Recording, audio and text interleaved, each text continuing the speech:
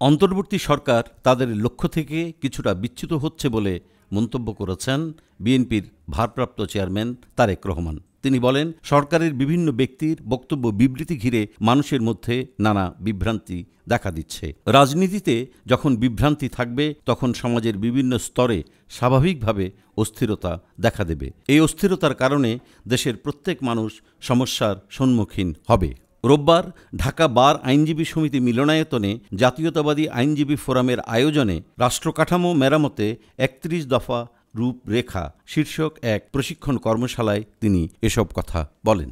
সংসদ কার্যকর দেরি হলে অস্থিরতা আরও বাড়বে উল্লেখ করে তারেক রহমান বলেন, অন্তর্বর্তী সরকারসহ সব মহলের মূল লক্ষ্য হওয়া উচিত দেশকে যত দ্রুত সম্ভব স্থিতিশীল অবস্থায় নিয়ে আসা। সংসদই হচ্ছে সবচেয়ে বড় জায়গা। সেখানে রাজনৈতিক বিষয়ে আলোচনা ও সিদ্ধান্ত যাই হোক না কেন সেটি সংসদেই হতে হবে। তিনি বলেন, দেশের রাজনীতি অস্থির হলে এর প্রতিফলন ঘটবে অর্থনীতিতে, আর অর্থনীতি ক্ষতিগ্রস্ত করবে সবকিছু। আইনজীবীকে সমাজের দর্পণ আখ্যা দিয়ে তারেক রহমান দেশে স্থিতিশীলতা ফেরাতে আইনজীবীদের ভূমিকা চান।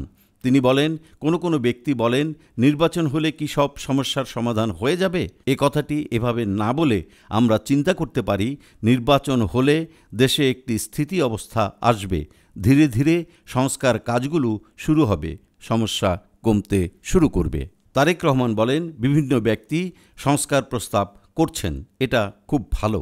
তবে যে সময় কেউ সাহস করেনি তখন বিএনপি এবং যুগপৎ আন্দোলনের দলগুলো মিলে ৩১ দফা উপস্থাপন করেছে। যারা সংস্কারের কথা বলছেন, ওইসব সংস্কার বাস্তবায়নে সংসদের প্রয়োজন হবে। বিএনপি প্রথম সংস্কার প্রস্তাব দিয়েছে, এজন্য এটিকে পর্যায়ক্রমে বাস্তবায়ন করা আমাদের পবিত্র দায়িত্ব।